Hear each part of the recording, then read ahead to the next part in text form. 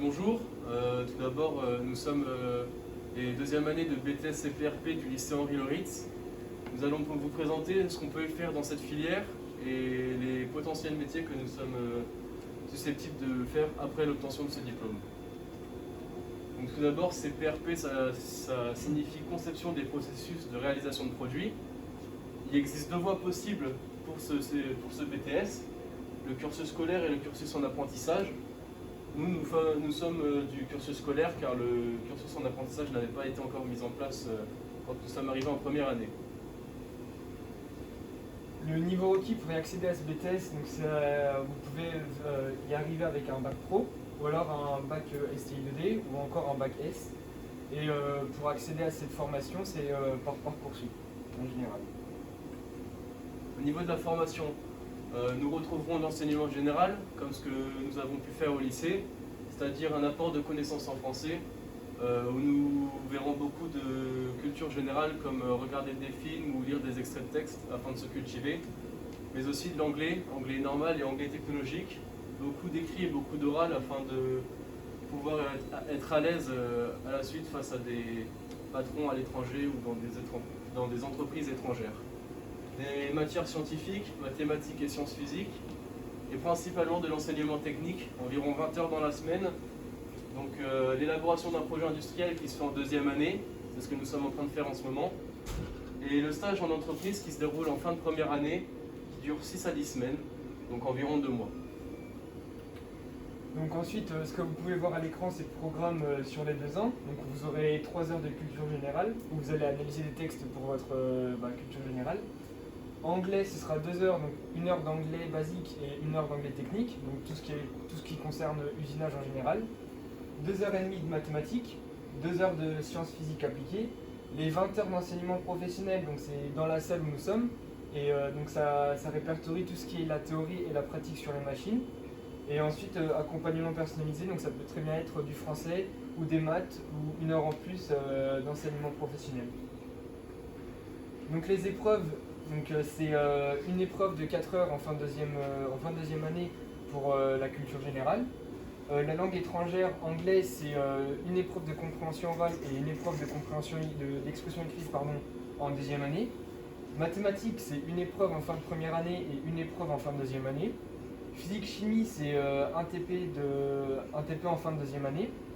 La conception préliminaire écrit de 6 heures, donc ça concerne tout ce que vous avez appris durant les 2 ans. Vous allez devoir appliquer ça. Le projet, donc c'est le projet industriel, donc c'est un projet que vous faites en fin de deuxième année, du mois de février jusqu'au mois de mai. Et à la fin, c'est un oral que vous allez présenter devant un jury. Ensuite, le projet collaboratif, c'est un projet que vous allez faire avec les CPI et les fondeurs qui dure 5 semaines. Et à la fin de ces 5 semaines, vous allez présenter ça aussi devant un jury. Et enfin, l'épreuve U62, donc ça c'est le rapport de stage. Donc c'est en fin de deuxième année. C'est un oral que vous allez présenter devant un jury et vous allez devoir raconter ce que vous avez fait durant votre stage de première année. Donc, au niveau de l'espace de travail, donc dans ce BTS au lycée Henri Loritz, nous possédons différentes machines-outils. Une salle de contrôle donc pour la métrologie. Nous avons dans la classe chacun un poste donc, qui nous permettra d'utiliser la CAO et la FAO. La CAO qui est le dessin par ordinateur et la FAO qui est la simulation. Nous vous présenterons aussi la BIM qui est la dernière machine acquise par le lycée. Donc ensuite les poursuites d'études, donc vous avez le choix de continuer dans une entreprise, donc directement aller travailler. Ou alors vous pouvez faire une licence professionnelle, donc CND, contrôle de qualité, études de projet commercial ou technico-commercial. Ensuite, vous pouvez quand même aller en école d'ingénieur, donc c'est cité à l'écran et d'autres en France. Ou alors vous pouvez aller dans une préparation à l'accès aux grandes écoles. Donc, au niveau du débouché professionnel, tout d'abord, après l'obtention de ce diplôme, nous pourrons être usineurs sur machine pour gagner de l'expérience. Ensuite de cela, nous pourrons passer en bureau d'études pour faire de la simulation sur ordinateur, de la programmation, ou bien être aux méthodes. Les méthodes, c'est celui qui va distinguer sur une pièce quelle étape va être faite sur telle machine. Ici, nous pouvons voir les entreprises du secteur, c'est les entreprises pour lesquelles la plupart des élèves ont fait leur stage. Donc ensuite, la voie d'apprentissage, donc c'est 21 semaines en CFA, donc c'est au lycée Henri Loritz. Et le reste du temps, donc les 33 semaines, c'est en entreprise. Donc ça fonctionne une semaine sur 2 ou 2 semaines sur 4. Donc c'est une formation de 2 ans, comme le BTS en voie scolaire. Et ensuite, la formation, elle est validée par l'examen du BTS CPRP. Donc c'est-à-dire que l'examen en voie d'apprentissage est validé comme si vous l'aviez fait en voie scolaire. Suivez-nous, nous allons vous présenter la CAO.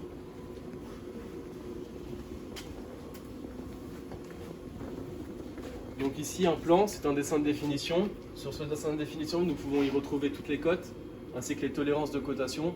Les tolérances de cotation, c'est la marge d'erreur que nous aurons lors de l'usinage, car un perçage n'est pas toujours précis au dixième de millimètre près, donc nous avons une marge à respecter sur la précision de l'usinage.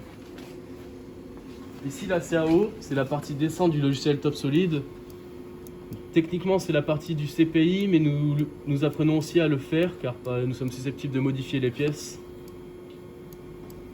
Donc voilà, le dessin. Nous avons toutes les fonctionnalités afin de dessiner la pièce. Donc ici, vous avez la partie simulation du logiciel TopSolid. Donc c'est ce qui nous permet de voir si on peut avoir éventuellement une collision vis-à-vis durant l'usinage dans la machine. Ici un surfaçage, un pochage, le perçage des trous. Donc le logiciel nous permet de voir aussi en vérification la matière qui est enlevée sur le brut. Et ensuite nous aurons la finition du pochage. Voilà, ici en bleu. ISO. Et donc voici le code qui nous est fourni à la fin de l'usinage, que nous envoyons sur un ordinateur et qui est ensuite transmis à une des machines que nous souhaitons faire l'usinage, où nous souhaitons faire l'usinage. La pièce est précédemment serrée en étau entre deux morts. Nous verrons cette fonctionnalité dans les machines. Donc nous allons vous présenter le parc machine du lycée Loritz. Ici nous avons l'usinage d'un brut. Donc c'est de l'aluminium. Nous réalisons un pochage sur cette pièce. Je vais filmer sur le côté. Nous allons ajouter de la lubrification pour ne pas faire surchauffer la pièce.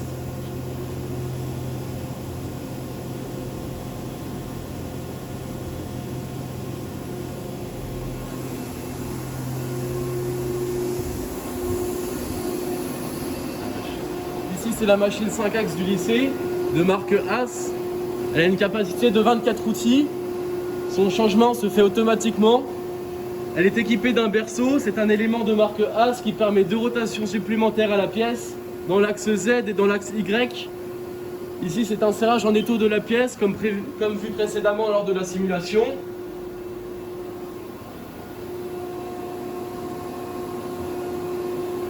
Ici l'écran numérique.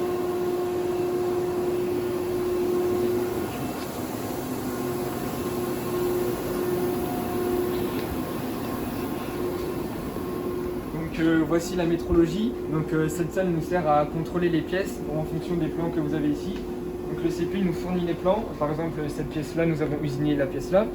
Et le CPI nous fournit les plans. Et avec cette salle, ça nous permet de voir si les codes sont respectés et tout ce qu'on nous a demandé est respecté. Donc ici nous avons une machine à mesurer tridimensionnelle, donc, qui nous permet de voir la pièce en 3D.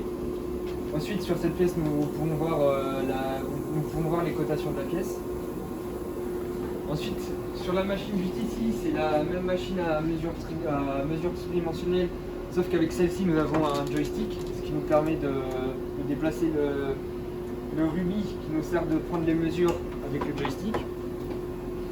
Juste ici, nous avons un projecteur de profil qui nous permet de voir les profils de la pièce. Juste ici.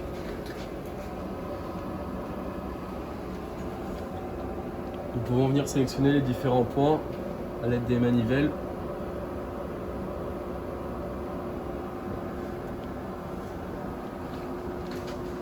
Ensuite, celle-ci, c'est une machine à vision caméra où nous pouvons voir avec l'ordinateur les points sélectionnés.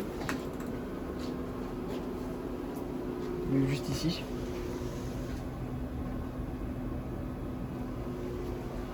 Vas-y, on va présenter la BIM. Donc, maintenant que la métrologie est présentée, nous allons vous présenter la machine BIM.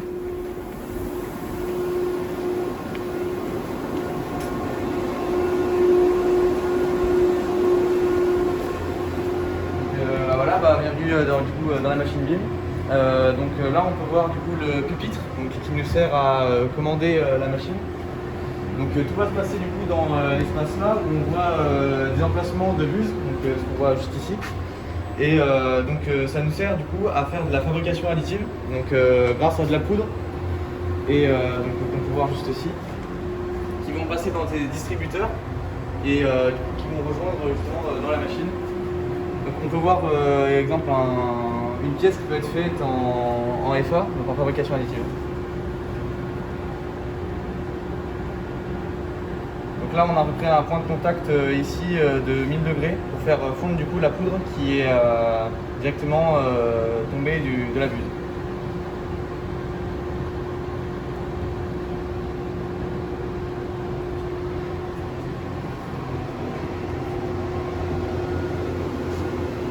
Donc juste ici, vous avez une machine, une sableuse qui nous permet d'enlever toutes les impuretés de la pièce une fois la pièce imprimée. C'est bon.